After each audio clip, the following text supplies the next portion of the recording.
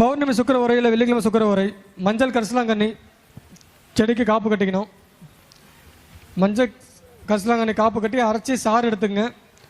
அந்த சாரில் தாமரை திரியும் பஞ்சு திரியும் ஒன்றா சுற்றி அந்த சாரில் போட்டு பெரட்டிக்கணும்.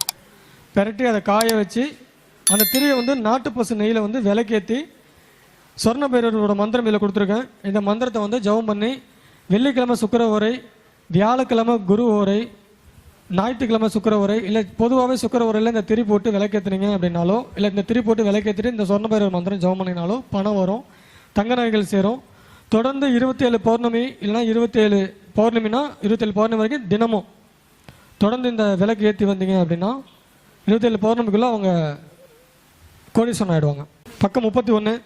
அதாவது டவுட் தான் கேளுங்க.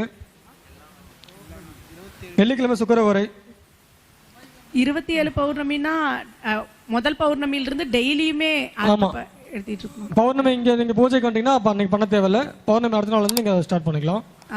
இல்லைன்னா தொடர்ந்து வந்து ஒரு 27 பௌர்ணமி 27 மாதம் கணக்கு வச்சுக்கோங்க. 27 மாதமும் தொடர்ந்து இதை ஒரு மணி நேரம் விளக்கேற்றி இந்த மந்திரம் ஜெபம் பண்ணால் போதும். ஓகே.